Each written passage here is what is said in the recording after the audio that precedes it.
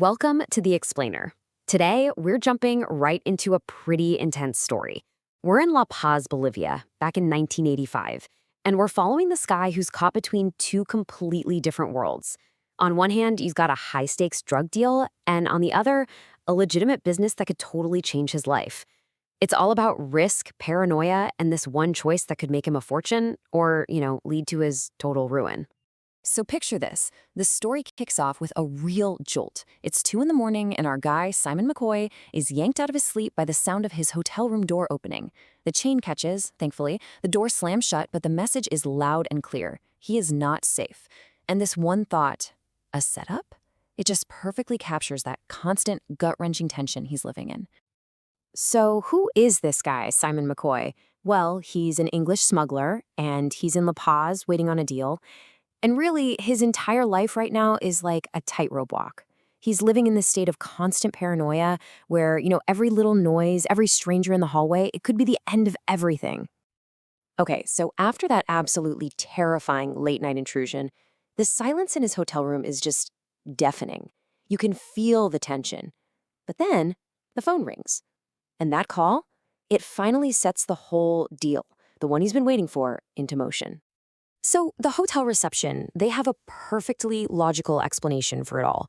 Apparently, a guest just mixed up room 638 with Simon's room 538. Just a simple mistake, right?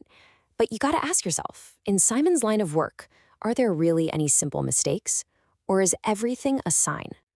And right when the adrenaline from that whole door incident is maybe starting to fade, the phone rings. It's his German contact, a guy named Rudy, who Simon not so affectionately calls the Kurt Kraut. The message is super brief. It's almost a bark, really. The deal's on. Lunchtime tomorrow. That's it. No details, no how are you, just a time. And this is where the tension just ratchets up, because this entire incredibly fragile deal, it all hinges on this one guy, Rudy. And Simon is figuring out real fast that his partner's unreliability isn't just annoying, it's downright dangerous. $20,000. I mean, look at the stakes here. Simon isn't just risking his freedom, he's put 20 grand of his own money on the line for this. This is everything he's got, and it's all riding on a guy he can't stand, and more importantly, absolutely does not trust. So waiting for Rudy, it basically becomes this exercise in mental torture. You can just imagine it. Promises are made, then they're broken. Meetings are missed. Every single step is plagued by delays and a total lack of professionalism.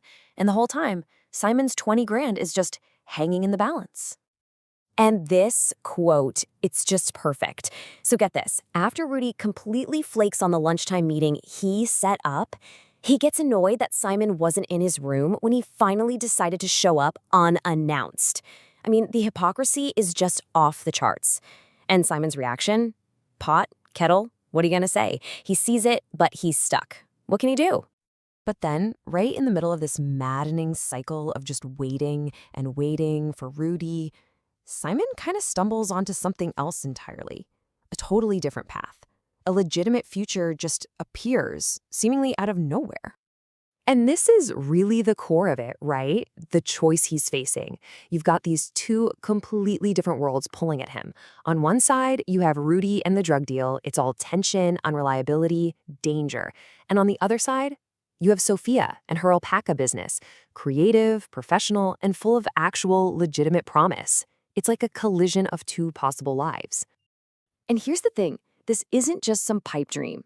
The idea of running a real business really clicks with Simon because, well, he's done it before. He literally built a woodworking factory from the ground up, a business that employed local people and sold high-end stuff to massive names like Harrods and Macy's. He knows he has the skills. He knows he can do this. So he does it. He steps out of the grimy shadows of his current deal and into Sophia's workshop, her atelier. And it is a world away from the drug trade. Here, he gets a real, tangible glimpse of what his future could actually be.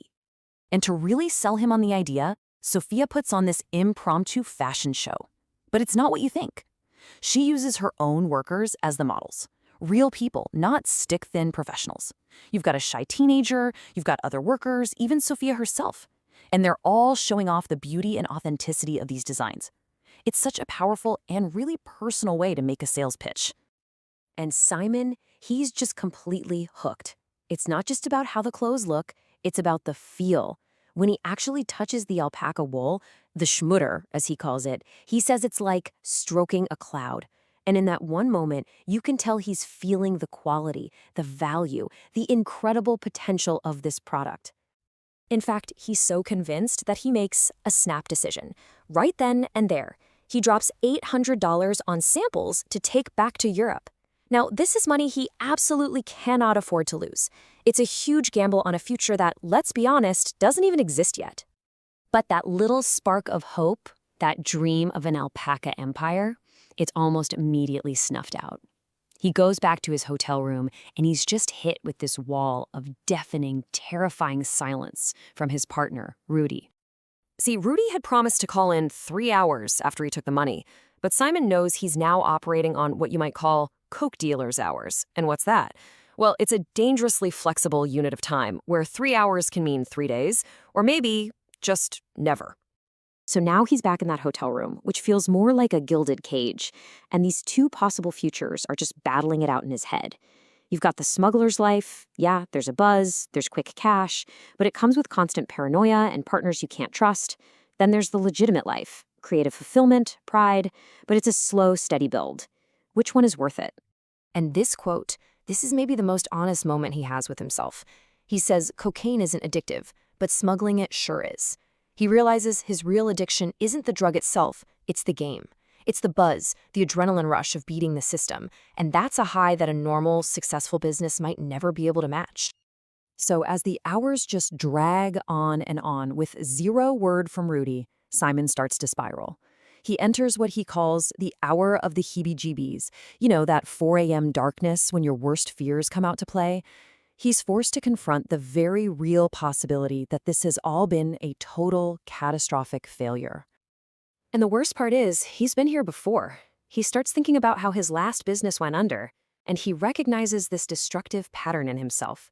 He always overestimates his own abilities and completely underestimates the risk.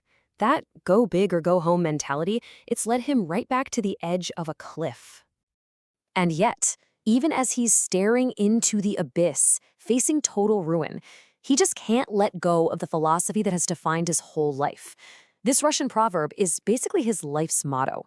For Simon, a life without risk is a life without reward, even if that very same risk is about to burn everything to the ground. And that's where we leave him. Simon is balanced on a knife's edge, waiting for a phone that might never, ever ring, clutching these samples of a dream that might just evaporate into thin air. It really forces you to ask yourself, when your ambition outstrips your ability, is that courage, or is it just foolishness? Where do you draw the line?